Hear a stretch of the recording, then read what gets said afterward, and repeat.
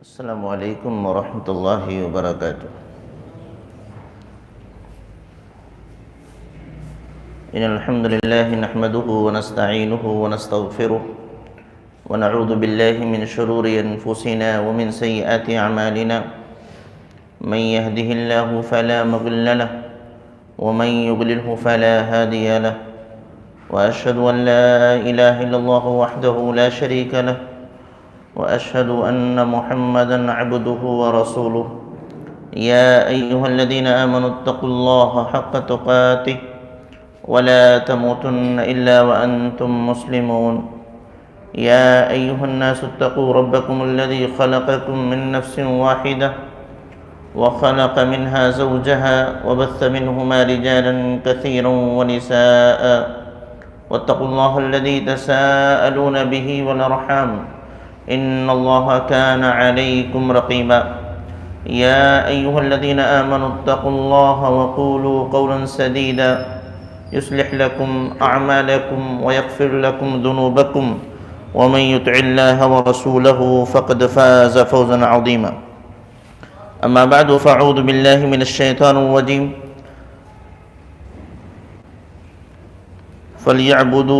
فليعبدوا رب هذا البيت الذي أطعمهم من جوع وآمنهم من خوف رب اشرح لي صدري ويسر لي أمري واحلل عقدة من لساني يفقهوا قولي رب زدني علما آمين۔ حمد و ثنا، کبریائی، بڑائی، تعریف و توصیف اکیلے وحدہ لا شریک کے لیے۔ اللہ کی رحمتیں و برکتیں نازل ہوں انبیاء کرام پر، خصوصاً آخری نبی پیارے نبی جناب محمد رسول اللہ صلی اللہ علیہ وسلم پر، صحابہ کرام پر اور قیامت تک آنے والے مومنین پر۔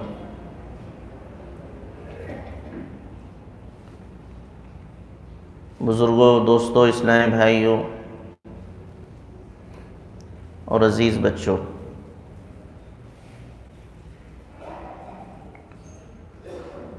آج کے درس کا عنوان ہے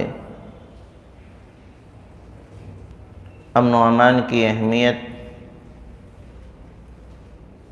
اور اس کے اسباب۔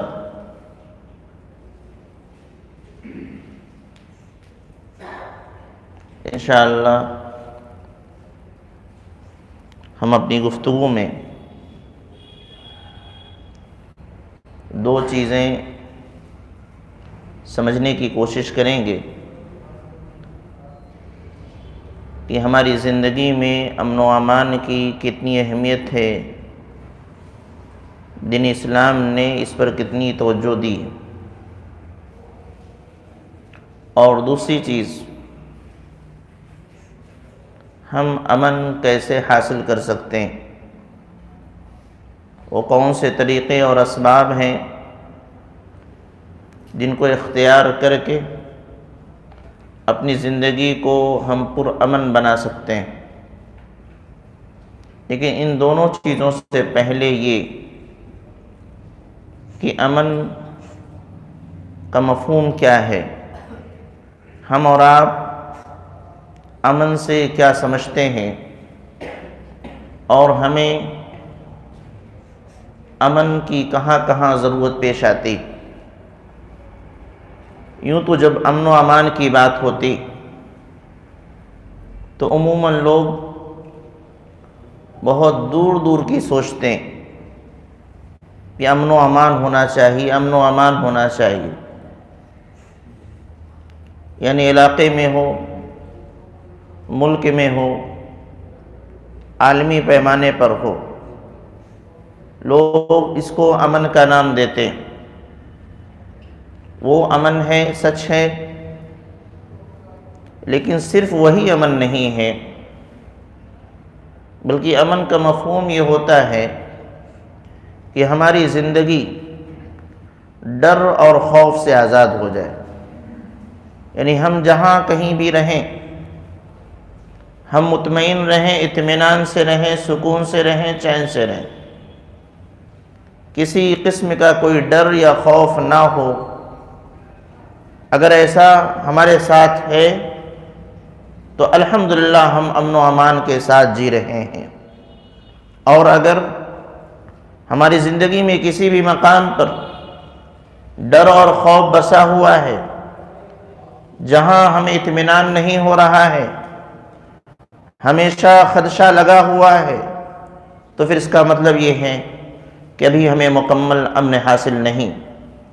ڈر اور خوف نہ ہو، ملکی پیمانے پر بھی، عالمی پیمانے پر بھی، علاقائی پیمانے پر بھی، سماج و معاشرے کے اعتبار سے بھی، محلے کے اعتبار سے بھی، اور اسی طریقے سے مارکیٹ میں، بازار میں، یا پھر اپنے گھروں کے اندر ہر قسم کے ڈر سے ہم محفوظ ہوں، تو اس کا مطلب ہے کہ الحمدللہ ہمیں امن نصیب ہو گیا۔ اگر یہ چیز نہیں ہے، یعنی یہ کہ محلے میں تو امن ہے، علاقے میں امن ہے، اور اسی طریقے سے ملک میں امن ہے، لیکن ہمارے گھر میں امن نہیں، کہ ہم گھر میں جائیں تو ہمیں سکون ملے، کسی قسم کا کوئی خدشہ نہ ہو، تو پھر اگر گھر پہنچ کر کے یہ صورتحال نہیں ہے تو اس کا مطلب ہماری زندگی ابھی امن و امان کی نہیں ہے۔ گھر سے باہر تو ہے کہ ہمیں کسی کا ڈر نہیں، کسی کا خوف نہیں، لیکن گھر میں آتے ہیں تو مسائل کھڑے ہو جا رہے ہیں، تو یہ بہت خطرناک چیز ہے۔ یہاں بھی ہمیں امن کی تلاش کرنی ہے۔ اسی طریقے سے ہمارا گھر الحمدللہ بہت بہترین ماحول میں گھر چل رہا ہے، وہاں جانے کا دل کرتا ہے، پہنچتے ہی سکون اطمینان مل جاتا ہے، لیکن ہم بازار میں آتے ہیں، مارکیٹ میں آتے ہیں تو کاروبار کو لے کر کے ایک ڈر کا ماحول بنا ہے، مندی کا ماحول بنا ہے، تجارت کے ٹھپ ہونے والی بات ہے، لین دین میں ایسے لوگوں سے ہمارا واسطہ پڑ گیا جو ہمارا مال لیتے ہیں لیکن پیسے نہیں دے رہے ہیں، تو یہ ڈر کا ماحول ہے، خوف کا ماحول ہے۔ لہذا گھر میں تو امن ہے لیکن مارکیٹ میں نہیں ہے۔ ایک آدمی دکان چلا رہا ہے، گھر بھی ٹھیک ہے، لیکن مقروض ہو گیا ہے بہت زیادہ، تو اب ایسی صورت میں وہ تمام چیزیں صحیح ہیں، لیکن قرض کا یہ جو خوف ہے اسے اطمینان سے رہنے نہیں دے رہا ہے۔ اس بنیاد پر یہاں وہ امن کی زندگی بھی اس کو نصیب نہیں ہوئی۔ مزید سمجھتے ہیں امن کے مفہوم کو کہ الحمدللہ کاروبار بھی چل رہا ہے، ہمارے گھر کا ماحول بھی ٹھیک ہے، لین دین بھی سب صحیح ہے، لیکن بیماری لاحق ہو گئی ہے، بیماری کے خدشات ہیں، یہ کھانا ہے یہ نہیں کھانا ہے، اس کا مطلب یہ ہے کہ ابھی امن نہیں آیا ہے، امن و امان کی زندگی نہیں ملی ہے۔ میرے بھائیو، کہنا یہ ہے کہ امن ہماری زندگی میں مکمل طور سے ہم ڈر سے آزاد ہو جائیں، خوف سے آزاد ہو جائیں، تو اس کو کہتے ہیں امن و امان کی زندگی ہے۔ اور کہیں پر بھی اگر ڈر کا ماحول بنا ہوا ہے، زندگی کے کسی بھی حصے میں ہمیں ڈر لگا ہوا ہے، خوف لگا ہوا ہے، خوف کے سائے میں ہم جی رہے ہیں، تو اس کا مطلب یہ ہے کہ ابھی مکمل طور سے امن حاصل نہیں ہوا ہے۔ اور بطور مومن اس بات کو ہمیں خیال رکھنا ہے، امن و امان کی تلاش میں جب نکلیں گے تو ہمیں اس بات کے بارے میں بھی غور کرنا ہے کہ یہ امن ہمیں صرف دنیا میں نہیں چاہیے، بلکہ ہمارے لیے امن دنیا کے ساتھ ساتھ آخرت کی زندگی بھی ہے۔ بلکہ یہاں تھوڑی پریشانی آئے گی چلے گا، لیکن وہاں پریشانی نہ آئے، وہاں امن و امان مل جائے، وہاں سکون و چین مل جائے، عائش کی زندگی وہاں مل جائے، آرام کی زندگی مل جائے، تو وہ سب سے بڑی کامیاب زندگی ہے، امن و امان کی زندگی۔ یہ وہ چیز ہے جو غیروں کے مقابلے میں ایک مومن کے لیے امتیاز ہے، کہ مومن صرف دنیا تک نہیں سوچتا ہے بلکہ دنیا کے بعد آخرت کے لیے بھی سوچتا ہے، یہاں کے ساتھ ساتھ وہاں پر بھی بن جائیں۔ ورنہ آپ دیکھیں غور کریں کہ ایک بندہ ہے اس دنیا میں، اس کے پاس کسی چیز کی کوئی کمی نہیں ہے، اس کے پاس افراد ہیں، اس کے پاس مال ہے، اللہ تعالیٰ نے صحت بھی دے رکھی ہے، کسی کو کچھ سمجھتا نہیں ہے، جو من میں آ رہا ہے کر رہا ہے، یعنی دنیا کی زندگی بے خوف گزر رہی ہے، لیکن آخرت اس کا انتظار کر رہی ہے۔ لہذا ایسے شخص کو امن و امان والا شخص نہیں کہا جائے گا کہ اس کی زندگی امن سے گزر رہی ہے، بلکہ یہ کہ یہ وقتی زندگی ہے، اس کے بعد کی جو زندگی ہے وہاں اگر امن ملا تو مکمل طور سے امن و امان ہے، کامیاب ہے، سکون اور چین کی زندگی ہے۔ لہذا مسلمانوں، یہاں ایک بات کہہ کے آگے بڑھوں گا کہ ہمیں صرف دنیاوی زندگی کے لیے امن کی تلاش میں نہیں رہنا چاہیے، خوف اور ڈر کی آزاد ہونے کی فکر صرف دنیاوی زندگی میں نہیں ہونی چاہیے، بلکہ آخرت کے لیے بھی فکر کرنا چاہیے کہ وہاں کسی قسم کا ڈر اور خوف نہیں ہونا چاہیے۔ یہ مفہوم ہے امن کا، امن و امان کا، سکون اور چین کا۔ میں نے اس میں آپ کو بتایا کہ ڈر سے آزاد، خوف سے آزاد زندگی، یہ امن و امان کی زندگی کہاں کہاں؟ گھر کے اندر، بازار کے اندر، محلے کے اندر، علاقے کے اندر، صحت کے معاملے میں، مال کے معاملے میں، رشتہ داری کے معاملے میں، ان تمام مقامات پر انسان اگر سکون محسوس کرتا ہے، اس کو ڈر نہیں ہے، تو ایسی صورت میں اس کو کہتے امن۔ ایک بندہ ہے، سب کچھ ہے، لیکن ہمیشہ ایک ڈر ہے کہ فلاں علاقے میں جائیں گے تو ہمیں وہ بے عزت کر دیں گے، لوگوں کے سامنے ہمیں چار بات سنا دیں گے۔ یا گھر کے اندر عورتوں کا معاملہ ہے، وہ یہ دیکھتی ہیں کہ ہم سب ٹھیک ہیں لیکن لوگوں کے سامنے مجھے ایسے کہہ دیا جاتا ہے۔ میرے بھائیوں، میرے عزیزوں، یہ بھی امن کے خلاف ہے، یہ ڈر خوف بنا ہوا ہے۔ ہمیں اپنے اندر بھی امن و امان کی کیفیت پیدا کرنے کی کوشش کرنی چاہیے، یعنی ڈر و خوف نکالنا چاہیے۔ اور ہمارے ساتھ جو لوگ جی رہے ہیں، گھر کے افراد ہوں، گھر کے باہر کے افراد ہوں، یا اسی طریقے سے مسلم ہو یا غیر مسلم ہو، تمام لوگوں کے اندر سے خوف نکالنے کی ضرورت ہے کہ بھائی ہم آپ کے ساتھ ہیں، آپ مطمئن رہیے، ہماری جانب سے آپ کو کوئی خدشہ لاحق نہیں ہونا چاہیے، ہم آپ کو نقصان پہنچانے والے لوگ نہیں ہیں۔ امن کی اس مفہوم کے بعد اگر ہم نے سمجھ لیا تو آگے بڑھتے ہیں، اس کی اہمیت کتنی ہے، یہ ہماری زندگی میں امن و امان کی اہمیت کتنی ہے، اس کو سمجھنے کے لیے آئیے میں نے ایک آیت کریمہ کی تلاوت کی ہے۔ سورہ لإیلاف قریش، سورہ قریش کی آیت کریمہ ہے۔ اللہ فرماتا ہے فَلْيَعْبُدُوا رَبَّ هَذَا الْبَيْتِ الَّذِي أَطْعَمَهُم مِّن جُوعٍ وَآمَنَهُم مِّن خَوْفٍ۔ اللہ رب العالمین نے ان آیات کے اندر کفار مکہ سے مخاطب ہے۔ کفار مکہ، ان کے یہاں بہت ساری برائیاں تھیں، اور اللہ رب العالمین کا بہت سارا انعام تھا۔ ان تمام کے بیچ میں اللہ تعالیٰ نے ان سے ایک بات کہی، وہ بات یہ کہی فَلْيَعْبُدُوا، اللہ کی عبادت کرو، اس رب کی عبادت کرو، اس گھر کے رب کی عبادت کرو جو رب تمہیں الَّذِي أَطْعَمَهُم مِّن جُوعٍ، جو تمہیں بھوک کی حالت میں کھلاتا ہے، وَآمَنَهُم مِّن خَوْفٍ، اور خوف کی حالت میں تم کو امن و امان میں رکھا ہے۔ اہل عرب کا معاملہ یہ تھا کہ مکہ کے لوگ یہ کعبۃ اللہ کے متولی تھے، اور اس کی وجہ سے وہ کہیں بھی جائیں لوگ ان کو چھیڑا نہیں کرتے تھے، ان کو پریشان نہیں کرتے تھے۔ کیوں؟ یہ حرم کے متولی ہیں، حرم کی ذمہ داری انہوں نے سنبھال رکھی ہے، ان کا مقام و مرتبہ اتنا بلند ہے کہ ان کو اذیت نہیں دی جا سکتی۔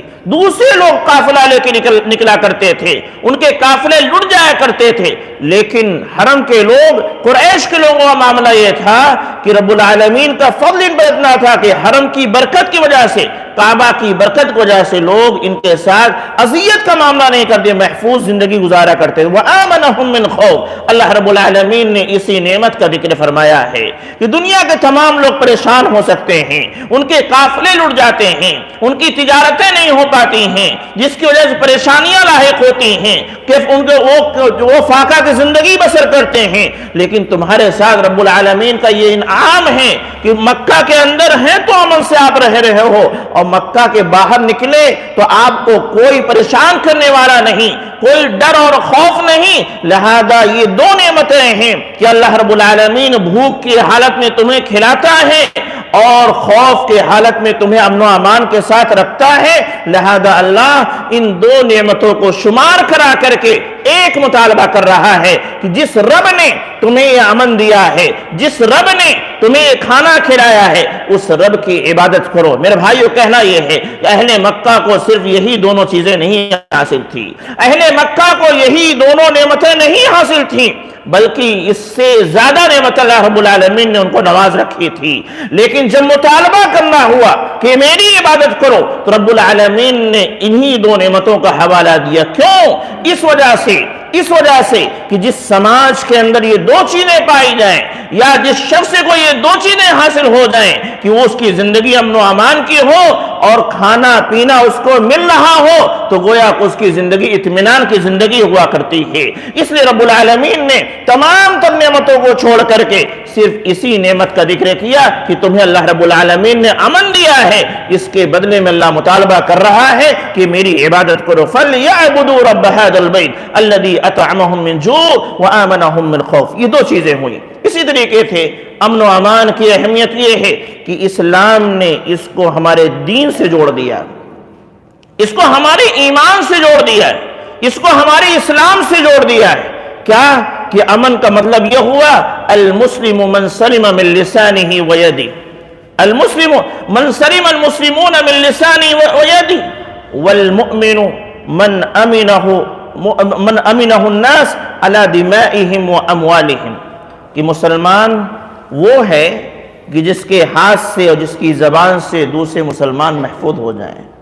مسلمان وہ ہے جس کے ہاتھ سے اور جس کی زبان سے محفوظ ہو جائیں، یعنی لوگ اس کے ساتھ رہ رہے ہیں تو اس کی زبان کی وجہ سے پریشان نہیں ہیں، اس کے ہاتھ کی وجہ سے پریشان نہیں ہیں۔ مسلمان، حقیقی مسلمان وہ ہے، اور حقیقی مومن وہ ہے کہ جس سے لوگ محفوظ امن محسوس کریں کہ جب یہ ان کے ساتھ ہم رہ رہے ہیں تو نہ ہمارے مال کو کوئی خطرہ ہے اور نہ ہی ہمارے خون کو کوئی خطرہ ہے۔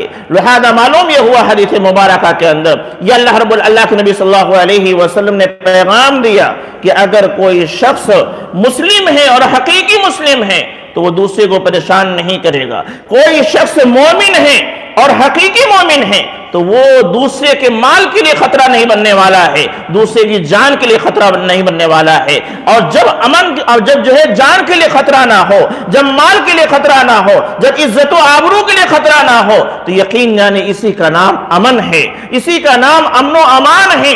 گویا کہ رب العالمین ہمارے اسلام اور ہمارے دین سے جوڑ دیا ہے کہ مسلمان امن والا ہوگا، مومن امن والا ہوگا۔ کوئی ایسا مسلمان نہیں جو دوسرے کو پریشان کرے، جو دوسرے کے امن کو چھین لے، جو دوسرے کو خوفزدہ کر دے، جو دوسرے کی جان اور مال پر خطرہ بن جائے، ایسا انسان، ایسا مسلمان نہیں، اور ایسا مومن نہیں۔ مسلمانوں، آگے بڑھنے سے پہلے یہ کہنا چاہوں گا، ہمیں اور آپ کو اپنے ایمان اور اسلام کے بارے میں یہی چیک کر لینا چاہیے کہ ہم مسلمان ہیں یا نہیں ہیں۔ اللہ کے نبی صلی اللہ علیہ وسلم فرمان کی روشنی میں ہمیں مسلمان ہیں یا نہیں، حقیقی مسلمان ہیں یا نہیں، چیک کرنا ہے۔ کیسے کرنا ہے؟ اللہ کے نبی صلی اللہ علیہ وسلم حدیث ایک بار پڑھوں گا، سارے لوگ غور کریں گے کہ میں کہاں ہوں۔ اللہ کے نبی صلی اللہ علیہ وسلم فرمایا، المسلم من سلم المسلمون، یا دوسری بات من سلم الناس من لسانی ویدی۔ حقیقی مسلمان وہ ہے کہ جس کے ہاتھ سے اور جس کی زبان سے دوسرے لوگ محفوظ ہوں۔ سوال، ہم اور آپ کیا ایسے ہیں الحمدللہ کہ ہماری زبان سے اور ہمارے ہاتھ سے دوسرے لوگ محفوظ ہوں، وہ خطرہ نہ محسوس کر رہے ہوں کہ اپنی زبان سے کبھی بھی ہم کو رسوا کر دیں گے، کبھی بھی تھپڑ مار دیں گے، کبھی بھی میرا مال چھین لیں گے؟ اگر ایسا ہے، اگر یہ کیفیت ہے کہ دوسرے لوگ امن و امان محسوس کر رہے ہیں، تو اس کا مطلب ہے کہ الحمدللہ ہم اور آپ حقیقی مسلم ہیں۔ اور اگر ایسا نہیں ہے، اور یقیناً ایک بڑی تعداد مسلمانوں کے ایسی ہے، یقیناً ایک بڑی تعداد مسلمانوں کے ایسی ہے کہ جن کی زبان اور جن کے ہاتھ سے دوسرے لوگ محفوظ نہیں، تو ایسے لوگوں کو اپنے اسلام کو چیک کرنا چاہیے۔ حدیث کا دوسرا ٹکڑا، المؤمن من امنہ الناس، علی دمائہم و اموالہم. حقیقی مومن وہ کہ جس سے لوگ اپنی جان اور اپنے مال پر اپنے آپ کو محفوظ سمجھتے ہوں کہ یہ وہ مومن ہے جو ہمارے مال پر ہاتھ صاف نہیں کرے گا، اور یہ وہ مومن ہے جو ہمارا خون نہیں بہائے گا. یہاں پر بھی میں کہتا ہوں امن کی اہمیت کو سمجھیے. امن کی اہمیت کو بتانے کے لیے اللہ کے نبی صلی اللہ علیہ وسلم نے اس کو ہمارے ایمان سے جوڑ دیا ہے. بہت سارے مومن الحمدللہ کلمہ پڑھتے ہیں، نمازیں پڑھتے، دیگر عبادات کرتے ہیں، صدقہ خیرات کرتے ہیں، حج اور عمرے کرتے ہیں، دین کی باتیں کرتے ہیں، اور یہ پوری کوشش اس لیے ہے کہ میں مومن بنا رہا ہوں. میری دعا ہے کہ اللہ ان کو مومن بنائے. لیکن ساتھ میں لوگ ان سے ڈرتے ہیں کہ ذرا سا موقع ملے گا تو یہ میرا مال ہڑپ لیں گے، قرضہ لیے ہیں نہیں دیں گے. اور کوئی غیر نہیں، کسی غیر کی بات نہیں، اپنوں کا، بھائی بھائی کا معاملہ ہے. برسوں سے ساتھ میں رہنے والے لوگوں کا مال، دوستوں کا معاملہ ہے، ایک خاندان کے لوگوں کا معاملہ ہے. کیا یہ سچائی نہیں؟ بہت غور سے سنیے گا کہ آج خاندان کے لوگ زمین جائیداد کی وجہ سے اگر بٹوارا نہیں ہوا ہے تو ایک دوسرے سے ڈر محسوس کر رہے ہیں نہیں کر رہے ہیں. اس زمین میں ان کا بھی نام ہے،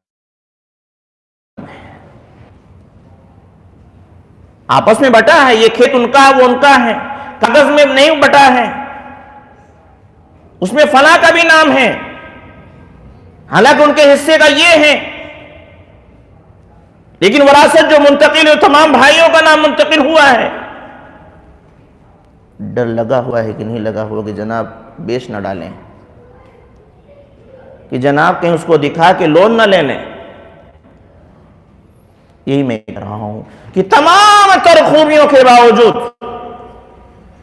ایمان کی تمام تر کوششوں کے باوجود امن و امان نہیں پیدا کر پا رہے ہیں، لوگوں کو ڈرا رکھے ہیں. ہماری وجہ سے کوئی ڈر محسوس کر رہا ہے تو ہم ابھی حقیقی معنوں میں مومن نہیں. اسلام یہ سکھلانا چاہتا ہے.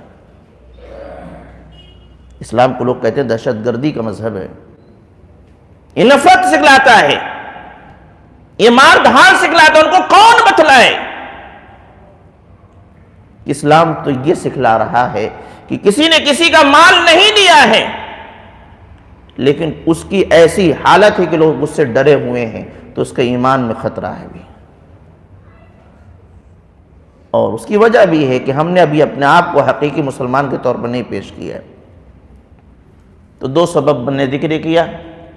ایک تو رب العالمین نے کفار مکہ کو بہت ساری نعمتیں نوازی، لیکن جب ان سے مطالبہ کرنا وہ میری عبادت کرو تو امن و امان کا حوالہ دے کہ میں تمہیں کھانا کھلاتا ہوں اور تم کو میں نے امن دیا ہے. گویا کہ بہت بڑی چیز ہے امن، جس کی وجہ رب العالمین نے اس کا حوالہ دے کر عبادت ہوں. دوسری چیز دین اسلام نے اس کو ہمارے ایمان و اسلام سے جوڑ دیا ہے کہ اگر حقیقی مسلم بننا چاہتے ہیں، حقیقی مومن رہنا چاہتے ہیں تو ایسی صورت میں کوشش ہونی چاہیے کہ ہم امن والے بنیں، نفرت پھیلانے والے نہ بنیں، نہ باہر نہ اندر، نہ غیروں میں نہ اپنوں میں، نہ محلے میں نہ گھر کے اندر، نہ مردوں میں نہ عورتوں میں، ورنہ حقیقی اسلام نہیں۔ یہ اہمیت ہے امن و امان کی۔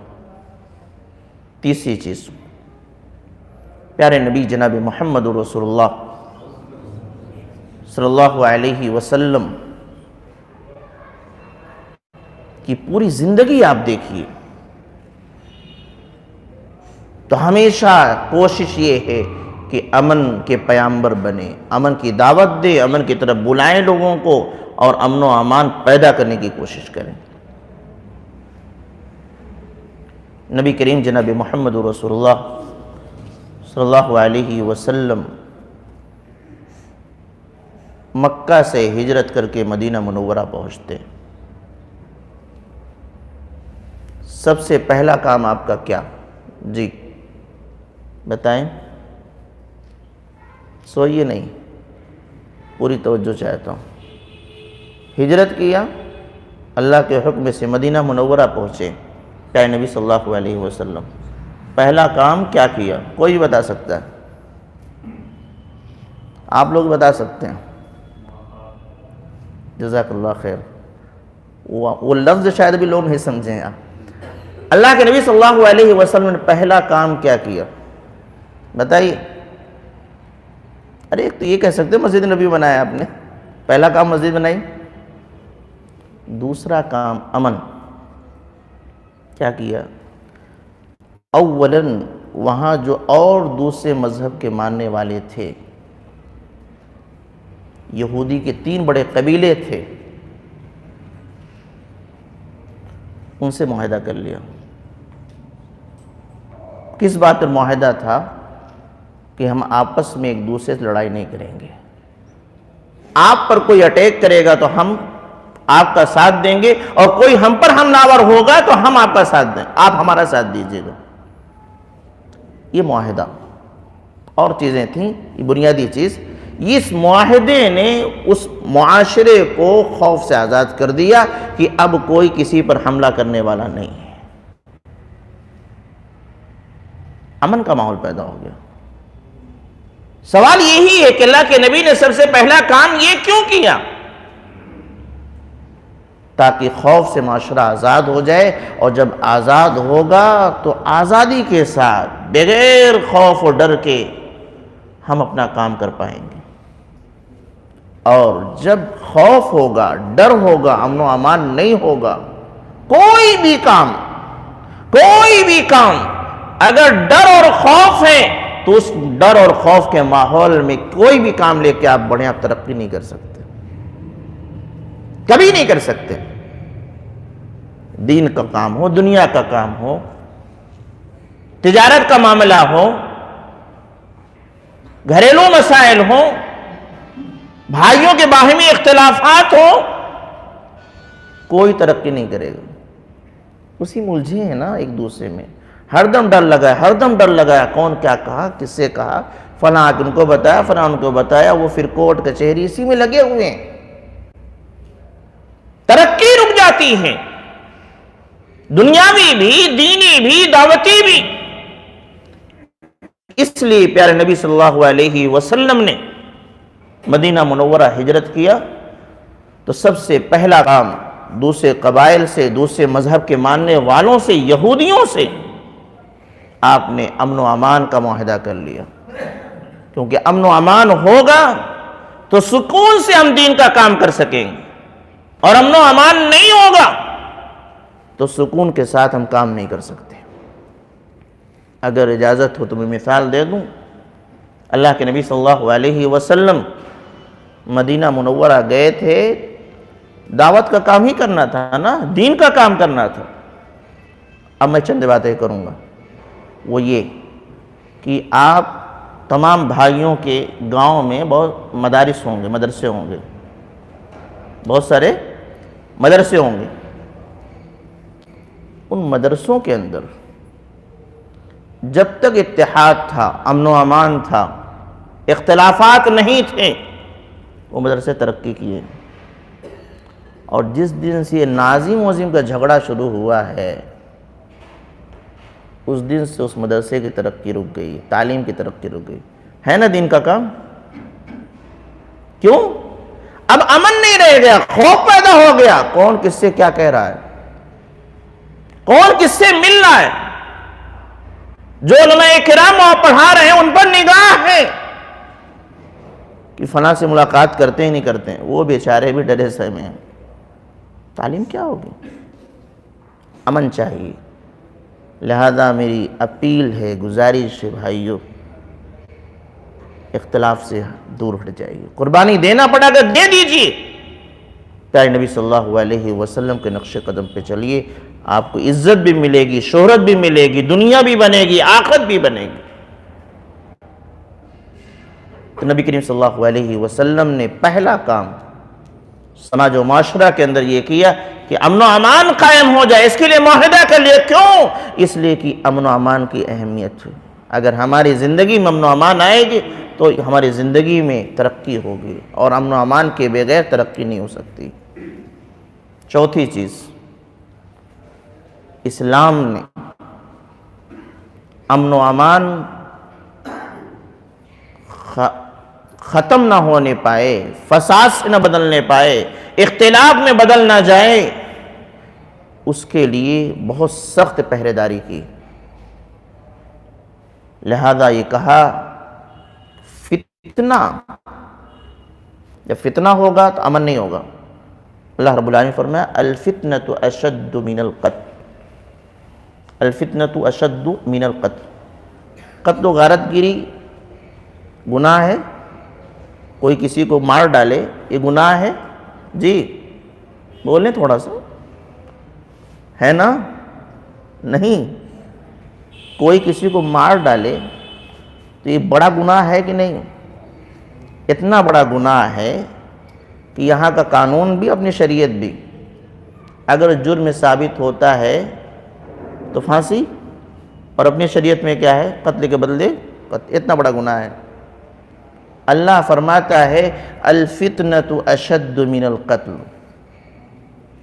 یہ فتنہ قتل سے زیادہ سخت ہے، خطرناک ہے۔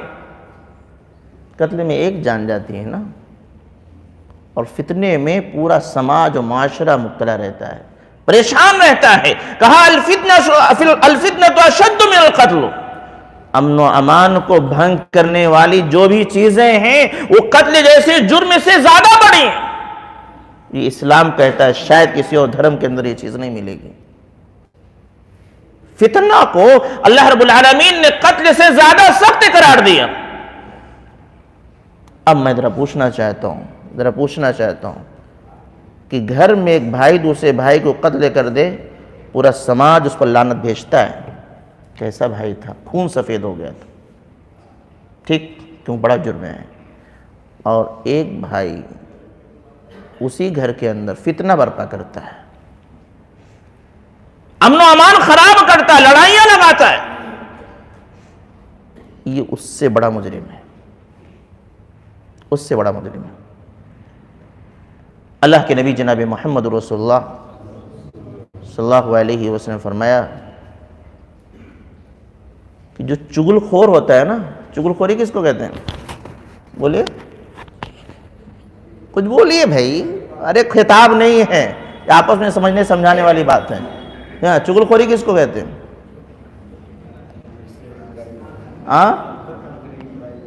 جھگڑا لگانے کے لیے اس کی بات ادھر اس کی بات ادھر کرنا۔ ایسے لوگ ملیں گے آپ کو، گھر کے اندر بھی ملیں گے، مارکیٹ میں ملیں گے، اور عالمی پیمانے پہ دیکھیں، ملکی پیمانے پہ دیکھیں تو بہت بڑا چغل خور کا پورا میڈیا ہمارے سامنے ہے، چغل خوری کرتا ہے، صرف لڑانے کے لیے باتیں کرنا، اس کی بات اس سے، اس کی بات اس سے۔ اللہ نہ کرے ہم میں سے کوئی ایسا ہو۔ سنیے، حدیث آ رہی ہے، فرمایا کہ اللہ کے نبی نے فرمایا کہ ایسا شخص جنت میں نہیں جا سکتا۔ کیوں؟ یہ امن کو ختم کرنا چاہتا ہے، لڑانا چاہتا ہے، یہ امن کو ختم کرنا چاہتا ہے، غارت کرنا چاہتا ہے۔ اسلام نے امن کو بچانے کے لیے اتنی سخت سزا دی ہے کہ ایسا شخص جنت میں نہیں جا سکتا، سزا بھگتنا پڑے گا۔ یہاں کوئی جانے نہ جانے، لوگ کہتے ہیں نا کہ وہ چپکے سے ان سے کہہ دیا، وہ ان سے کہہ دیا، کچھ پتہ نہیں چلا بیچ والا کون ہے، لڑا کے چلا گیا، جنت میں نہیں جا سکتا۔ ایک چیز ہوتا غیبت، یہ بھی لڑانے والی چیز، ان کی برائی ان سے کر دینا، کسی کی عزت پر حملہ کرنا ہے، ہمارے اندر ایک کمی ہے، ہم سے نہ کہہ کے چپکے سے کسی کے پاس جا کے کہہ رہا ہے، اس کی سزا تو آپ جانتے ہوں گے کیا ہے۔ اللہ رب العالمین نے قرآن حکیم میں فرمایا وَلَا يَغْتَبْ بَعْضُكُمْ بَعْضًا أَيُحِبُّ أَحَدُكُمْ أَن يَأْكُلَ لَحْمَ أَخِيهِ مَيْتًا فَكَرِهْتُمُوهُ وَاتَّقُوا اللَّهَ، کہ کسی کی غیبت مت کرو۔ کیا تم میں سے کوئی شخص یہ پسند کرتا ہے کہ وہ اپنے مرے ہوئے بھائی، مردہ بھائی کا گوشت کھائے؟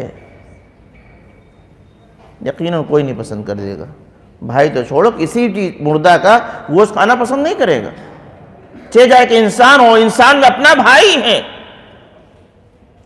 کیوں؟ یہ غیبت فتنے کا سبب ہے۔ اسلام نے اتنی سخت سزائیں اس لیے رکھی ہیں، لوگ کہتے ہیں کہ اسلام کے اندر سزائیں بڑی سخت ہیں، ہاتھ کاٹ دیا جاتا ہے، چوری کرو ہاتھ، کیوں؟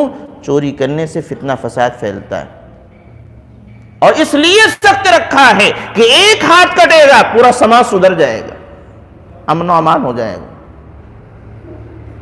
آپ دیکھ لیں جس سماج میں یہ سخت قوانین نافذ ہوتے ہیں وہ سماج امن و امان کا سماج ہے، اور اسی لیے سخت ہیں کہ امن و امان نہ خراب ہونے پائے۔ اسلام کے اندر امن کی اتنی اہمیت ہے کہ اس کے لیے اتنی سخت سزائیں دے رہا ہے۔ کسی کی عزت پر حملہ کرنا یہ فتنے کا سبب ہے، امن و امان کو خراب کرنے والی چیز ہے۔ اسلام نے سخت سزا لگا دیا کہ 100 کوڑے ماریے، اور شادی شدہ ہیں تو رجم کر دیجئے، اس سے خطرناک سزا شاید دنیا میں کوئی ہو۔ لوگ کہتے ہیں اسلام بہت سخت ہیں، ہاں سخت ہیں، ایک واقعہ اگر ایسا ہو جاتا ہے، ایک مرتبہ سزا کی نفاذ ہو جاتی ہے تو اس کے بعد برسوں اس کی نوبت نہیں آتی، سب سے امن و امان ہو جاتا ہے۔ تو یہ اسلام کے اندر امن و امان کی اہمیت ہے، اس کو باقی رکھنا ہمارے لیے دنیا میں بھی فائدہ اور آخرت میں فائدہ ہے۔ امن و امان ہوگا ہم ترقی کریں گے، اور امن و امان نہیں ہوگا ترقی نہیں ہو سکتی۔ یہ چند اسباب میں نے ذکر اہمیت کے طور پر ذکر کیے۔ اولاً یہ اللہ رب العالمین نے کفار مکہ سے جب کہا میری عبادت کرو تو بہت ساری نعمتوں میں سب سے اہم جو نعمت تھی اس کا ذکر کیا کہ اللہ تمہیں امن و امان دیا ہے۔ اسی طریقے سے امن و امان کو اللہ رب العالمین نے ہمارے دین، ہمارے اسلام اور ہمارے ایمان سے جوڑ دیا ہے۔ اسی طریقے سے پیارے نبی صلی اللہ علیہ وسلم ہجرت کر کے گئے، سب سے پہلا کام امن و امان کو قائم رکھنے کے لیے یہودیوں سے معاہدہ کر لیا، اور پھر یہ کہ دین اسلام نے امن و امان کو برقرار رکھنے کے لیے سخت سزائیں دیں، سخت وعیدیں سنائیں ان لوگوں کے لیے جو فتنہ فساد برپا کرتے ہیں۔ آئیے اختصار کے ساتھ ہم یہ سمجھیں کہ اگر ہمیں امن و امان چاہیے تو کیا کرنا چاہیے۔ اور یقیناً میرے بھائیو یہ کہنا ہے مجھے، آج جتنے لوگ بیٹھے ہیں اللہ ماشاءاللہ، اللہ سب کو امن و امان سے رکھے، لیکن اکثر و بیشتر لوگ پریشان ہیں۔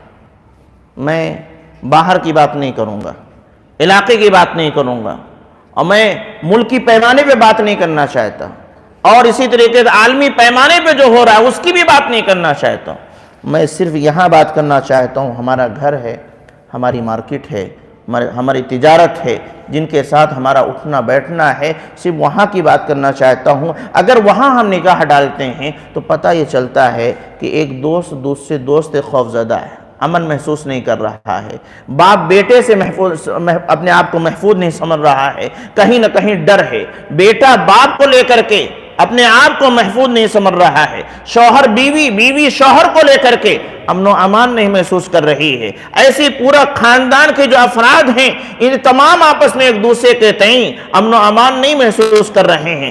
ایسے موقع پر ہمیں کیا کرنا چاہیے کہ ہمیں امن نصیب ہو جائے، ہم سکون و چین کی زندگی بسر کر لیں، یہاں بھی ہم کو امن ملے، وہاں بھی امن ملے۔ تو اس میں چند چیزیں میں ذکر کروں اختصار کے ساتھ۔ سب سے پہلی چیز یہ ہے کہ رب العالمین سے دعا کریں، اور یہ وہ چیز ہے جس کا کرنا کسی کے لیے کوئی مشکل کام نہیں، سب کے لیے آسان ہے۔ جو سب سے آسان کام ہو سکتا ہے وہ یہی ہے، دعا ہے۔ اللہ کے نبی جناب محمد رسول اللہ صلی اللہ علیہ وسلم کی پوری زندگی ہم دیکھتے ہیں، جب کوئی بڑا معاملہ آیا، جب ڈر اور خوف کا معاملہ آیا تو اللہ رب العالمین سے دعا کرتے ہیں۔ اور آپ سے پہلے ابراہیم علیہ السلام کی دعا قرآن کریم میں نقل کی گئی ہے کہ وہ دیکھو کیسی دعا کرتے ہیں۔ اللہ رب العالمین فرماتا ہے وَإِذْ قَالَ إِبْرَاهِيمُ رَبِّ اجْعَلْ هَذَا الْبَلَدَ آمِنًا، ابراہیم علیہ السلام فرماتے ہیں کہ اللہ میرے اس شہر کو امن والا بنا دے۔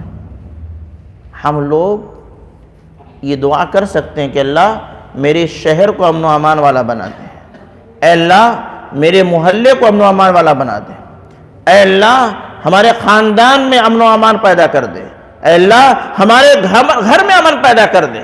اور سب سے بڑی چیز یہ ہے کہ ہم یہ دیکھتے ہیں کہ ہماری ایک اولاد خراب ہو رہی ہے، ہم یہ دیکھتے ہیں کہ ہماری بیوی جو ہے نافرمانی پہ اتارو ہے، ہم یہ دیکھتے ہیں کہ شوہر اور میاں بیوی کے درمیان نہیں بن رہے ہیں، ہم یہ دیکھ رہے ہیں کہ والدین اور اولاد کے تعلق سے اچھے رشتے نہیں ہیں، تو ایک دوسرے کے تئیں دعا کیجیے۔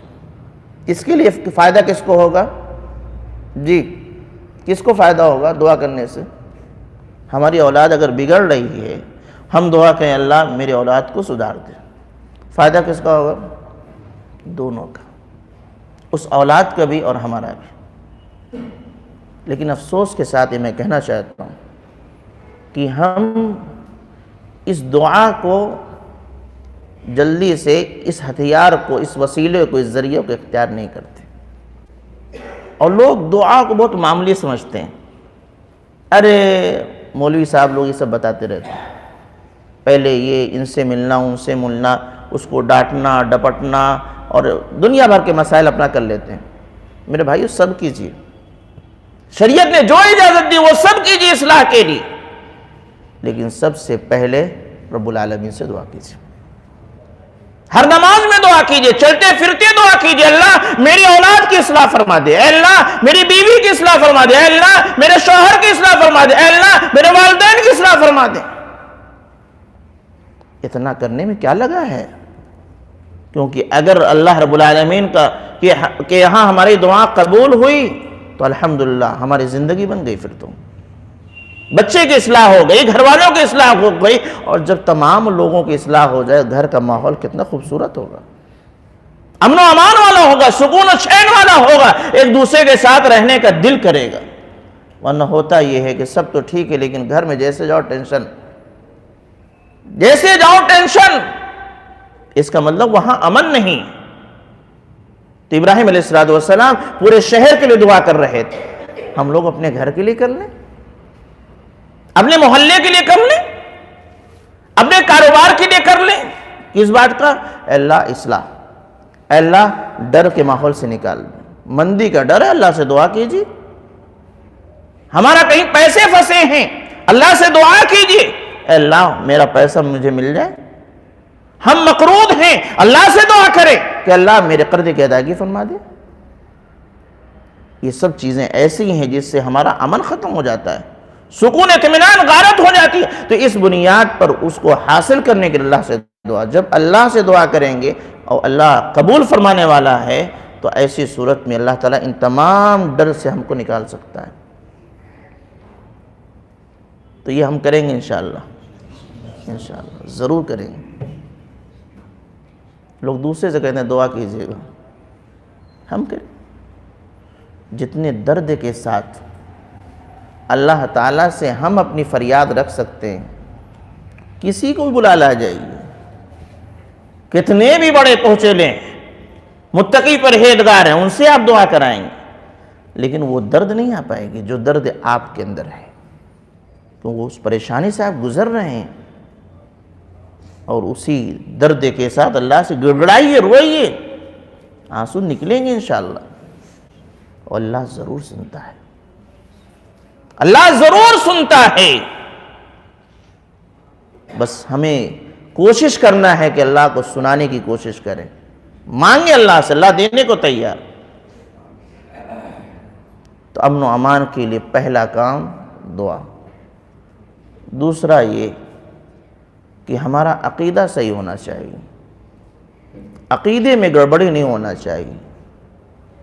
اللہ ہی نفع و نقصان کا مالک ہے، اس کے علاوہ کوئی نفع و نقصان کا مالک نہیں۔ توحید میں شرک کو نہ ملائیں، اللہ رب العالمین کے ساتھ شرکیہ کوئی کام نہ کرے، تو انشاءاللہ امن و امان ہوگا۔ یہ اللہ کا وعدہ ہے۔ اللہ تعالیٰ فرماتا الذین آمنوا ولم يلبسوا ایمانہم بظلم اولئک لہم الامن وہم مہتدون، کہ جو لوگ ایمان لائے اور انہوں نے اپنے ایمان کے ساتھ ظلم کو نہیں ملایا، یعنی شرک نہیں کیا، تو یہی وہ لوگ ہیں جو امن والے ہیں۔ اللہ نے کہا ایمان لائے اور ایمان میں انہوں نے شرک کو ملایا نہیں، اولئک لہم الامن، یہی لوگ امن والے ہیں۔ پتہ یہ چلا کہ اگر ایمان لائے اور ایمان میں شرک کی آمیزش کر دی، شرک ملا دیا، تو پھر امن نہیں ملنے والا ہے، امن نہیں ملنے والا ہے۔ ابراہیم علیہ السلام نے جب دعا کی تھی اس میں یہ شامل کیا تھا، جب انہوں نے کہا وَإِذْ قَالَ إِبْرَاهِيمُ رَبِّ اجْعَلْ هَٰذَا الْبَلَدَ آمِنًا وَاجْنُبْنِي وَبَنِيَّ أَن نَّعْبُدَ الْأَصْنَامَ، ایک طرف دعا ہے کہ اللہ اس شہر کو امن و امان والا بنا دے، اور دوسری طرف دعا ہے کہ اللہ مجھے اور میری اولاد کو شرک سے بچا، مجھے میری اولاد کو بتوں کی پرستی سے بچا، بتوں کی عبادت سے بچا۔ یعنی وہ شرک ہے، جس سماج میں شرک ہوگا، جس گھر میں شرک ہوگا، جس شخص میں شرک ہوگا، جس دل میں شرک ہوگا، یقین جانیے یقین جانیے یقین جانیے وہاں امن نہیں ہو سکتا ہے۔ شرک کے ساتھ امن ہو ہی نہیں سکتا ہے۔ بے شمار مثالیں دی جا سکتی ہیں۔ آپ دیکھیے انسان جب یہ مانتا ہے کہ ہمیں نفع نقصان پہنچانے والی ذات صرف ایک ہے، وہ کون ہے؟ اس کے علاوہ کوئی اور نہیں، دونوں چیز ہونا چاہیے کہ ہماری زندگی میں جو بھی نفع نقصان ہے وہ صرف اللہ کی جانب سے، اس کے علاوہ کسی کی جانب نہیں۔ اگر یہ عقیدہ رکھتا ہے تو اس کی زندگی آسان۔ بھئی فتح کی ضرورت ہے، نفع چاہیے، اللہ سے مانگ رہا ہے، وہ بیمار ہے، شفا چاہیے، اللہ سے مانگ رہا ہے، رزق میں تنگی ہے، اللہ سے مانگ رہا ہے، وہ جانتا ہے کہ وہیں سے ملنے والا، کہیں اور سے نہیں، تو اس کے لیے بڑی آسانی ہے کہ نہ ادھر جانا ہے نہ ادھر جانا، سیدھا چلو اللہ کی طرف۔ گھر میں ہے تو اللہ سے، مسجد میں ہے تو اللہ سے، مارکیٹ میں ہے تو اللہ سے۔ اور جس کے اندر یہ عقیدہ نہیں رہتا ہے، ملاوٹ رہتی، تو آج ان کے یہاں ہے، کل کسی نے بتایا تو ان کے یہاں پہنچ گئے، تیسرے نے بتایا وہاں پہنچ گئے، چوتھے نے بتایا وہاں پہنچ گئے، اس کو اطمینان نہیں، اور ہر جگہ وہ ڈر کا ماحول بنا کر کے ان کو لوٹا جاتا ہے۔ امن کو ایسے ختم، بیچارہ یہاں اس چوکھٹ پر آج ہے، کسی نے بتایا رے وہاں جاؤ، ان کے یہاں فلاں ٹھیک ہوئے، بیچارہ وہاں پہنچ گیا، پھر اس کے بعد کسی نے وہاں چلو، وہاں چلا گیا، ایک تعویذ، دو تعویذ، چار تعویذ، تعویذ پہ تعویذ بڑھتی چلی جا رہی ہے، لیکن امن نہیں، سکون نہیں مل رہا اس کو۔ تجربہ کر کے دیکھ لیں، میں نے تو دیکھا کہ جو لوگ توحید پر ہیں الحمدللہ، وہ اتنا بیمار نہیں ہوتے، یعنی وہ بیماری کی میں بات کر رہا ہوں جیسے سر درد ہے، پیٹ، اس کی میں بات کر رہا ہوں۔ جو توحید پر ہیں یہ اتنا بیمار نہیں ہوتے جو تعویذ لٹکانے والے ہیں جتنا وہ بیمار ہوتے ہیں۔ آپ دیکھ لیجئے، کسی ڈاکٹر کے ہاں جا کے دیکھ لیجئے گا، چھوٹے چھوٹے بچے ہیں جو لے کے آتے ہیں، ان میں اکثر تعویذ پہنے ہیں، بیمار ہے، امن نہیں۔ کبھی میں نے مثال دیا تھا کہ امن زندگی سے ختم ہو جاتا ہے جب شرک آتا ہے۔ تو ایک شخص ہے، وہ توحید والا ہے، وہ مانتا ہے کہ نفع نقصان کا مالک کوئی اور نہیں۔ ایک اس کا بھائی ہے، اس کا پڑوسی، اسی سماج میں رہتا ہے، وہ کہتا تو ہے کہ اللہ کے علاوہ کوئی نفع نقصان کا مالک نہیں، لیکن تھوڑا سا یہ ہے کہ ہاں دھاگا، لیمبو، مرچی، مٹھائی، اس میں کچھ ہوتا ہے۔ دونوں کا گھر ایک دم قریب قریب ہے، آس پاس میں دروازہ ہے، ایک کے سامنے لے جا کے ڈلیا بھر رکھ کے چلے آئیے، وہ توحید والا ہے، بالکل نہیں ڈرے گا، بسم اللہ کرے گا، سائڈ رہے گا، آگے بڑھ جائے گا۔ اور دوسرا جس کا عقیدہ یہ بھی ہے کہ یہ تمام چیزیں بھی، لیمو، مرچی، فلاں فلاں چیزیں نقصان پہنچا سکتی ہیں، اس کے گھر کے سامنے ایک مرچی سے ڈال کے چلے آئیے، ایک مرچی ڈال کے چلے آئیے، اس کے کنڈی میں ایسے لٹکا کے چلے آئیے، یقین جانیے جیسے نگاہ پڑے گی اس کی ایک دم کیفیت بدل جائے گی، ڈر، یہ کیا، اور اس کے بعد ہمت نہیں کہ اس کو ہاتھ لگا دے، پھر وہ کسی کو بلوائے گا، بڑے بڑے جو لوگ ہوتے ہیں پھونکنے جھاڑنے والے وغیرہ، ان کو بلائے گا، کیونکہ اس کی ہمت نہیں اس کو ہاتھ لگا دے۔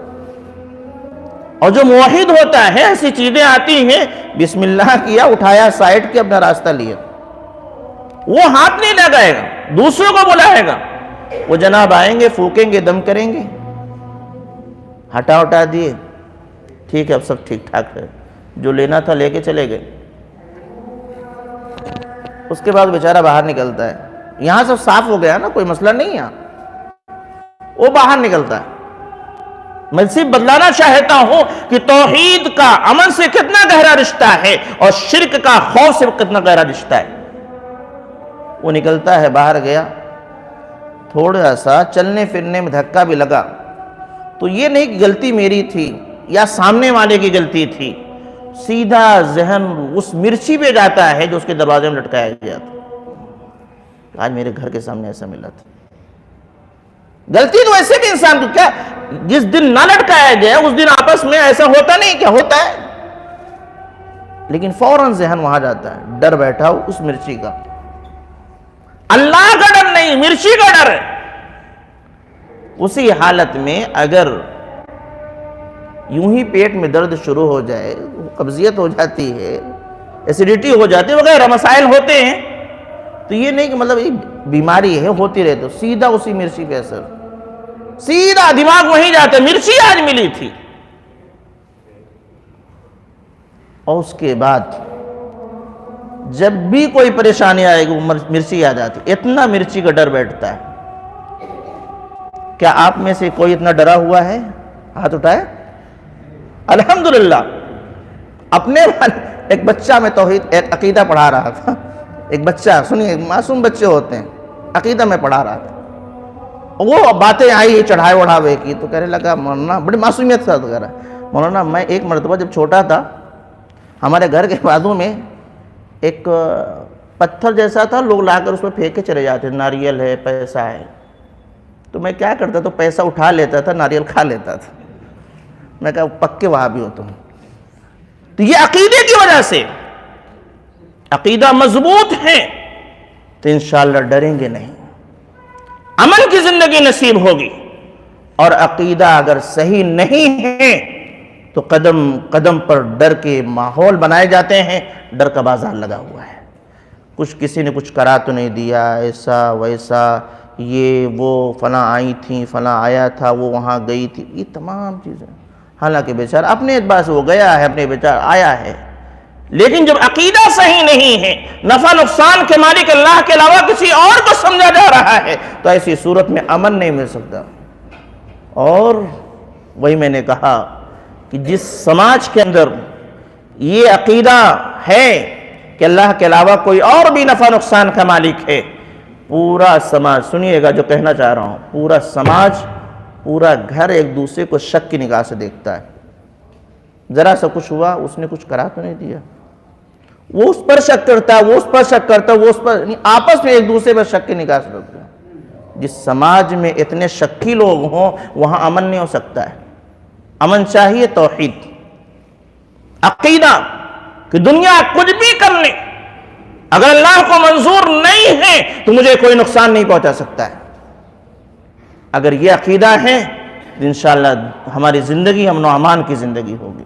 دو چیزیں میں نے بتائی ہیں اسباب کے طور پر کہ اس سے امن حاصل کر سکتے۔ کون دو چیزیں؟ بولیے، دو چیزیں بتائی ہیں۔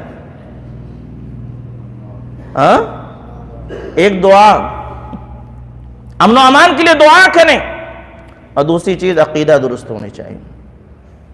تیسری چیز شریعت کے مطابق ایمان صحیح ہے تو عمل بھی صحیح ہونا چاہیے، اور اگر ایمان کے ساتھ عمل ہے تو رب العالمین کا وعدہ ہے کہ ایسے لوگوں کو امن و امان کی زندگی ہم عنایت فرما دیں گے۔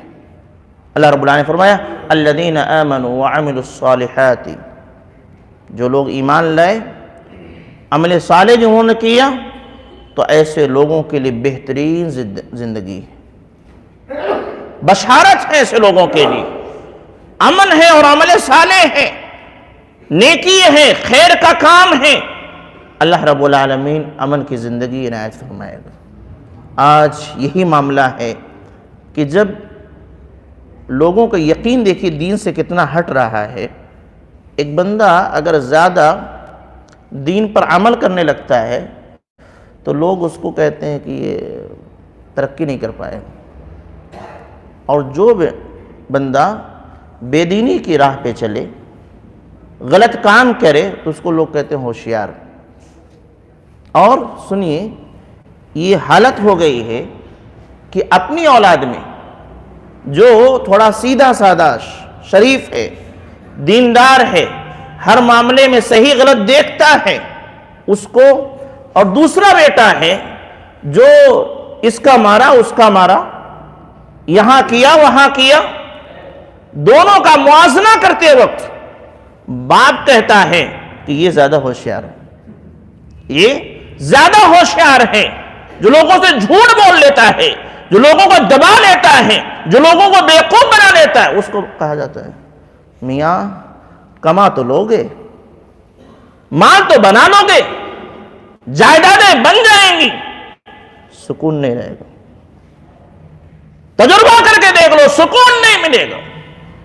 اور نہیں ہے، نہیں ہے، نہیں ہے، کوئی کتنا بھی اکڑ دکھائے کہ نہیں میں سب ٹھیک ہوں، لیکن سکون نہیں، چین نہیں۔ لہذا زندگی اگر امن و امان کی چاہیے تو ایمان کے ساتھ عمل صالح ہے۔ آخری بات کیوں وقت ہو رہا ہے، وہ یہ ہے کہ ہم صلح کے راستے پہ چلیں، اختلافات کو ختم کریں، آپسی جھگڑوں کو ختم کریں، اور صلح کر لیں، انشاءاللہ ہماری زندگی امن و امان کی زندگی ہو جائے گی۔ آج بڑا معاملہ ہے، میں نے شروع میں اشارہ کیا ہے، ایک بھائی دوسرے بھائی کے ساتھ معاملہ چل رہا ہے، کیس چل رہا ہے، اور میرے بھائیوں اس موضوع کا انتخاب میں نے اسی لیے کیا کہ آپ سے میں اپیل کر سکوں، دلائل کی روشنی میں، نبی کریم جناب محمد رسول اللہ صلی اللہ علیہ وسلم کی سیرت کی روشنی میں آپ سے اپیل کر سکوں کہ ہم اور آپ اگر ترقی کرنا چاہتے ہیں تو اپنے جھگڑوں کو ختم کریں اور صلح کر لیں۔ کن سے جھگڑا ہے؟ بھائی بھائی سے جھگڑا ہے، بھائی بھائی سے جھگڑا ہے، اختلاف ہے، بھائی بھائی سے اختلاف ہے، ایک دوسرے کے خلاف مقدمے بازیاں ہیں، وہ ان کے خلاف کورٹ میں جا رہے ہیں، وہ ان کے خلاف کورٹ میں جا رہے ہیں۔ اس کے نقصانات کہ جتنے دن یہ مقدمے چل رہے ہیں دونوں ترقی نہیں کرتے، دونوں ترقی نہیں کرتے، نمبر ایک۔ نمبر دو، جتنے دن یہ مقدمے چل رہے ہیں اتنے دن ایک دوسرے کے لیے نفرت کا ماحول ہے۔ نمبر تین، جتنے دن یہ مقدمے چل رہے ہیں اتنے دن تک ہماری نسل کے اندر چچا کے لیے بھتیجے میں محبت نہیں آ پا رہی ہے، اور بھتیجے کے لیے چچا میں محبت نہیں آ پا رہی ہے، یعنی نفرت ہم منتقل کر رہے ہیں، ایک نسل سے دوسری نسل کی طرف جا رہے ہیں۔ تو نہ دنیاوی طور پر ترقی ہو رہی ہے کہ ہمارا مال بڑھ رہا ہے، نہ سماجی کے اعتبار سے ترقی ہو رہی ہے کہ ہمارا خاندان جڑ رہا ہے، اور نہ ہی یہ ہے کہ اس کی وجہ سے ہماری آخرت بن کچھ نہیں ہو پا رہا ہے۔ لہذا صلح کرو اور آؤ سنو، اللہ کے نبی جناب محمد رسول اللہ صلی اللہ علیہ وسلم نے ایک صلح کیا تھا، ایک صلح کیا تھا جو بہت مشہور ہے کہ اللہ کے نبی صلی اللہ علیہ وسلم نے کفار مکہ سے ایک صلح کیا تھا. کیا نام اس کا؟ جی صلح حدیبیہ. جزاکم اللہ خیر. اللہ کے نبی صلی اللہ علیہ وسلم، میں اس کو رکھوں گا تفصیل کے ساتھ. اللہ کے نبی صلی اللہ علیہ وسلم مکہ میں 13 سال نبوت ملنے کے بعد 13 سال کوشش کرتے ہیں دین کی تبلیغ کے لیے. اس کے بعد اللہ کا حکم ہوتا ہے ہجرت کر کے مدینہ منورہ پہنچتے ہیں. مدینہ منورہ میں 6 سال. کتنے سال ہو گئے جی؟ میتھ تو اتنا مضبوط ہونا چاہیے نا حساب کتاب. 13 6 بڑے بھی بول سکتے ہیں، بچے تو بولیں گے ہی. حساب کتاب وہ لوگ زیادہ کرتے ہیں. 13 اور 6 19 سال نبی کریم صلی اللہ علیہ وسلم نے محنت کیا. اللہ تعالیٰ ایک خواب دکھلاتا ہے کہ آپ اور آپ کے ساتھ مسلمان خانہ کعبہ کا طواف کر رہے ہیں، اور نبی کا خواب سچا ہوتا ہے. لہذا نبی کریم صلی اللہ علیہ وسلم نے بشارت صحابہ اکرام کو دی کہ اللہ رب العالمین نے موقع عنایت فرمانے والا ہے. صحابہ اکرام تیار ہو گئے اور اللہ کے نبی صلی اللہ علیہ وسلم 1400 یا 1500 صحابہ اکرام کو لے کر کے مکہ المکرمہ کے لیے روانہ ہوتے ہیں. مقصد ہے خانہ کعبہ کا طواف کریں گے. حدیبیہ کے مقام پر پہنچتے ہیں، کفار کی جانب سے آپ کو روک دیا جاتا ہے. اور کیا کہ اگر ہم نے آنے دیا تو لوگ کیا کہیں گے کہ بتاؤ یہی لوگ نکالے گئے تھے، آج اتنے طاقتور ہو گئے کہ مکہ داخل ہو رہے ہیں. لہذا حدیبیہ کے مقام پر روک دیا گیا. اللہ کے نبی صلی اللہ علیہ وسلم نے اس کو پڑھیے گا، صلح حدیبیہ کا واقعہ پڑھیے گا کہ اللہ کے نبی صلی اللہ علیہ وسلم نے 1000 رکاوٹ کے باوجود اس صلح کو کیا تھا. 1000 رکاوٹ کے باوجود وہ مختلف طریقے سے چاہ رہے تھے کہ جو ہے ان کو دبایا جائے تاکہ صلح نہ ہو. ایک نہیں کئی مقامات ہیں، لیکن اللہ کے نبی صلی اللہ علیہ وسلم نے حدیبیہ کے مقام پر ان سے صلح. کن باتوں پر صلح ہوئی ان میں سے کچھ چیزیں میں رکھوں گا. 4 چیزیں تھیں جس پر صلح ہوئی. ایک یہ تھی کہ مسلمان اس سال عمرہ نہیں کر سکتے، واپس جائیں گے. یہ مسلمانوں کے لیے آسان نہیں تھا. آپ پورا تیاری کے ساتھ یہاں سے نکلے احرام باندھ کر کے، اور راستے سے آپ کو واپس کر دیا جائے، آپ کے دل پہ کیا گزرے گی؟ تنہا ہو تو الگ بات ہے، تھوڑا کم. جب ایک جماعت آپ کے ساتھ ہو تو اس وقت کیا جذبہ ہوگا؟ 1400 یا 1500 صحابہ اکرام تھے. مسلمان کو یہی بہت شاک گزرا کہ یہ کیسے ہو سکتا ہے، ہم تو صرف عمرہ کرنے آئے. نمبر 2، ایک شرط یہ تھی کہ 10 سال تک آپس میں کوئی جنگ نہیں ہوگی. یہ بہت اہم تھی. تیسری شک یہ تھی جو تھوڑا سا آپ دیکھیں گے تو بہت خطرناک دکھتی، وہ یہ کہ اگر مکہ کا کوئی آدمی مدینہ جائے گا تو مسلمان اس کو واپس کریں گے، اور مدینہ کا کوئی شخص، مسلمانوں میں سے کوئی شخص ہمارے درمیان آ جائے گا تو ہم واپس نہیں کریں گے. یہ ایسی شرط تھی جو صحابہ اکرام کسی بات سے تیار نہیں ہو رہے تھے. اور واقعی آپ بھی ہوں گے تو کہیں یہ کیا بات ہے، ہم ان کے آدمی کو واپس کر دیں، وہ ہمارے آدمی کو واپس نہیں کریں گے. اللہ کے نبی صلی اللہ علیہ وسلم نے کہا یہ بھی صحیح. اور ایک یہ تھا کہ دوسرے قبائل جو چاہے مسلمانوں سے مل جائیں اور جو چاہے کفار سے مل جائیں، سب ایک شمار کیے جائیں گے. بہرحال یہ تھا. اللہ کے نبی صلی اللہ علیہ وسلم نے اس پر صلح کر لیا. شرائط میں نے آپ کے سامنے رکھی. صلح کی شرائط کیا تھیں؟ اس میں 2 بڑی خطرناک چیز تھی. ایک، اس بار نہیں واپس، مسلمانوں کو بڑی تکلیف پہنچی. دوسرا یہ کہ ہمارا آدمی وہاں جائے تو واپس نہیں کریں گے، ان کا آدمی وہاں آئے تو ہم کو واپس کرنا پڑے گا. اور اسی مقام پر، حدیبیہ کے مقام پر، ابو جندل رضی اللہ تعالی عنہ تھے، قید تھے. وہ ان کو زنجیروں سے جکڑا گیا تھا. مسلمان ہونے کی پاداش میں کسی طریقے سے چھڑا اڑا کر کے بڑی امیدوں کے ساتھ آئے تھے وہ کہ ہم مسلمانوں کے درمیان پہنچ جائیں گے تو ہم ایک طریقے سے معمون ہو جائیں گے اور ہم کو وہ لوگ مدینہ منورہ لے جائیں گے. وہیں پہنچے ہیں. اللہ کے نبی صلی اللہ علیہ وسلم نے فرمایا، انہوں نے مطالبہ کیا کہ معاہدہ ہو چکا ہے، معاہدہ ہو چکا ہے، ان کو واپس کیجیے، ہمارے آدمی۔ اللہ کے نبی صلی اللہ علیہ وسلم نے فرمایا کہ ابھی تو معاہدہ لکھا جا رہا ہے، کیا پھر ہم نہیں مانتے؟ پھر ہم نہیں مانتے؟ کتنا دردناک منظر تھا وہ۔ اللہ کے نبی صلی اللہ علیہ وسلم نے کہا ٹھیک لے جائیے۔ ابو جندل کہہ رہے ہیں مسلمانوں مجھے واپس کر دیا جائے گا؟ ہاں، امن چاہیے، ایک کو واپس کرنا ہے نا، ہمیں اس کے بدلے میں امن چاہیے، صلح چاہیے۔ اللہ کے نبی جناب محمد رسول اللہ صلی اللہ علیہ وسلم سے صحابہ کرام سوال کرنے کی ہمت نہیں کر رہے ہیں کہ صلح کیوں ہو رہی ہے۔ اللہ کے نبی صلی اللہ علیہ وسلم نے فرمایا کہ اپنے اپنے جانور کو ذبح کرو، جو لے کے آ رہا ہے ہدیے کا جانور، احرام کھولو، بال چھلاؤ۔ کوئی کرنے کو تیار نہیں۔ وہ صحابہ کرام جو نبی صلی اللہ علیہ وسلم کے اشاروں پہ ناشا کرتے تھے، اگر حکم دے دے، اشارہ ملے، گردن کٹا دینے والے صحابہ کرام، نبی کا حکم ہو رہا ہے احرام کھول دو، جانور ذبح کر دو، بال چھلا لو، صحابہ کرام ٹس سے مس نہیں۔ اللہ کے نبی صلی اللہ علیہ وسلم غالباً ام سلمہ اللہ تعالیٰ عنہ آپ کے ساتھ تھیں، خیمے میں گئے، انہوں نے بھانپ لیا اللہ کے نبی کے چہرے کو دیکھ کر کے، پوچھا کیا بات؟ بتایا کیسی سی بات ہے؟ میں نے کہا اور صحابہ اکرام تیار نہیں ہوئے۔ اللہ کے نبی صلی اللہ علیہ وسلم سے انہوں نے کہا اللہ کے نبی آپ ان کو نہ کہیے، آپ خود اپنے جانور ذبح کر دیجئے اور اپنے بال چھلوا لیجئے، احرام اتار دیجئے۔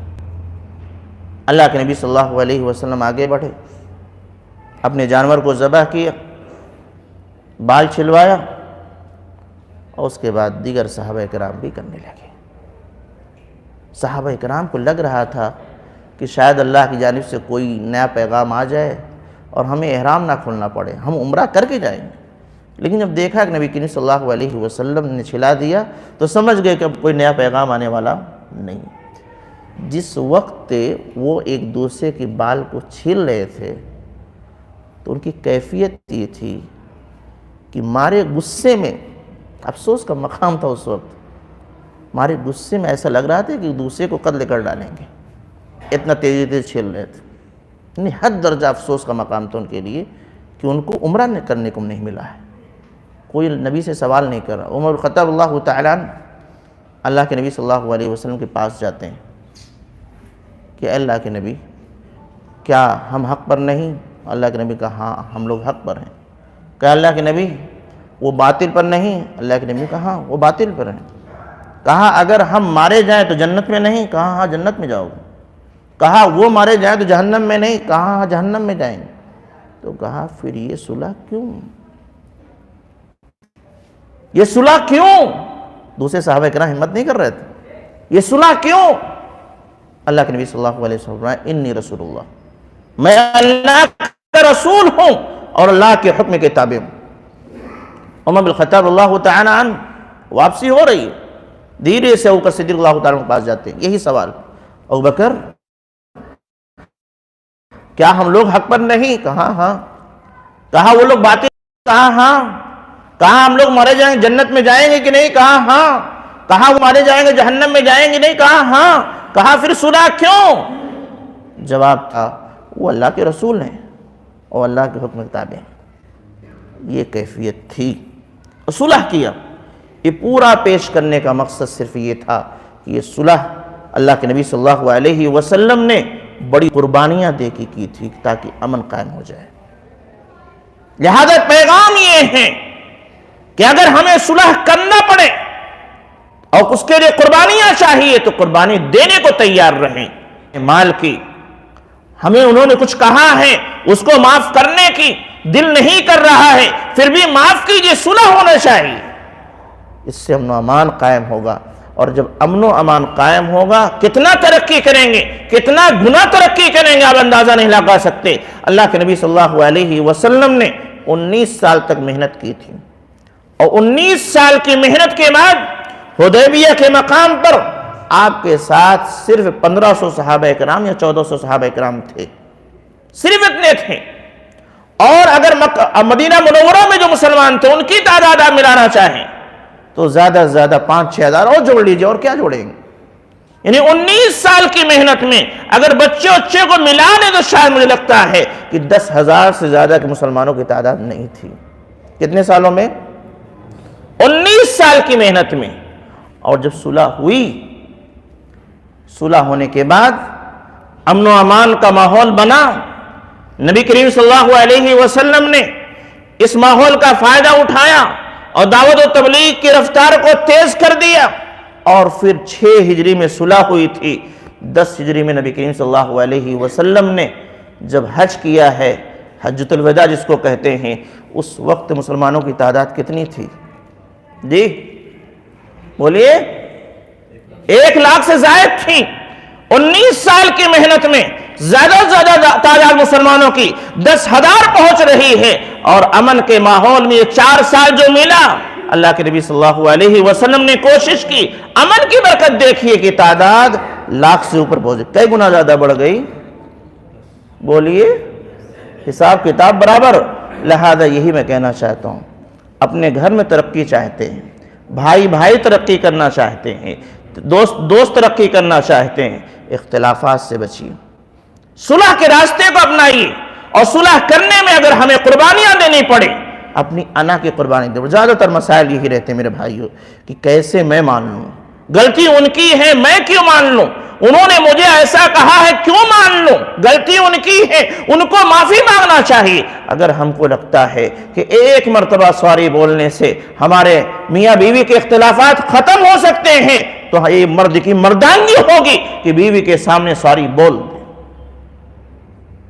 اور پھر اس کے بعد ایک نہیں سینکڑوں مرتبہ وہ بولے گی۔ دیکھ لینا، بھائی کا معاملہ ہے، ایک ہے۔ مجھے افسوس ہوتا ہے، شیخ آگے میں تھوڑا سا میں اور کہوں گا، مجھے افسوس ہوتا ہے جو ہمارے جھگڑے ہیں، وہ ان چیزوں میں ہیں کہ جن کے بغیر بھی ہماری زندگی گزر سکتی ہے۔ یعنی 2 بھائی ہیں، یہ بھی کھا رہے ہیں یہ بھی کھا رہے ہیں، ان کے پاس مکان ہے ان کے پاس بھی مکان، ان کا بھی کاروبار ان کا بھی کاروبار ہے۔ جھگڑا کیا ہے؟ بیچ میں اتنی زمین کا ہے، بیچ میں اتنے مال کا ہے، اسی بات کا جھگڑا ہے نا۔ یعنی اگر وہ نہ بھی ملے تو ہماری زندگی بسر ہو رہی، لیکن اس کو حاصل کرنے کے لیے کہ جس کے بغیر ہماری زندگی گزر رہی ہے، ہم جو ملا ہوا ہے اس کو بھی برباد کر دیتے ہیں، نفرت کی بیج بوتے ہیں، پھیلاتے ہیں اس کو۔ جبکہ اگر وہ معاملہ حل ہو جائے، تھوڑا نرم گرم کر لیں، ٹھیک ہے نہیں دینا چاہتے، کتنا دینا چاہتے ہیں؟ 10% دینا، چلو وہی دے دو، لیکن آج سے یہ کیس کباڑہ سب ختم، ہم مل جل کے رہیں گے، دل کرے تو معاف کر دیجئے، اور اگر نہیں معاف کریں گے تو یہاں نہیں تو وہاں ملے گا نا۔ اگر کوئی زیادہ لیتا ہے، ظلم کرتا ہے، یہاں معاملہ آپ نے ختم کر لیا ہے اور اس کو اللہ کے حوالے کر دیا ہے، تو بھائی وہاں تو ملے گا نا کہ نہیں ملے گا؟ بولیے، کتنا ملے گا؟ پائی ذرہ برابر کم نہیں ہوگا۔ اور وہاں جو ملے گا کیا ملے گا؟ زمین۔ بولیے، وہاں جو ملے گا کیا ملے گا؟ زمین، دکان، مکان، گاڑی۔ وہاں نیکی ملے گی، ان کی نیکی اٹھا کے ادھر دی جائے گی، اور اگر ان کی نیکی ختم ہو گئی تو آپ کا گناہ ادھر پلٹ دیا جائے گا۔ اس لیے میرے بھائیوں، اپنے خاندان کو بچا لیجیے، اپنے گھر کو بچا لیجیے، میاں بیوی کے رشتے کو بچا لیجیے، اپنی اولاد کو بچا لیجیے، اپنے بھائیوں کو بچا لیجیے، اپنے محلے کو بچا لیجیے، فتنے سے دور رہیے، اختلافات کو ختم کیجیے۔ اس کے لیے آپ کو پیسہ خرچ کرنا پڑے کیجیے، اس کے لیے 4 باتیں سننی پڑے سن لیجیے، لیکن ٹارگٹ یہ ہے کہ امن و امان کی زندگی نصیب ہو۔ انشاءاللہ اس سے زیادہ آپ ترقی کریں گے۔ الہ العالمین کے زیادہ عمل کی توفیق دے۔ رب العالمین جو کچھ ہم نے سمجھا ہے اسی کے مطابق عمل کرنے والا بنا دے۔ امن و امان بہت قیمتی شے ہے، رب العالمین ہم تمام کے لیے امن و امان کی زندگی نصیب فرما۔ آمین تقبل رب العالمین۔ السلام علیکم ورحمۃ اللہ وبرکاتہ۔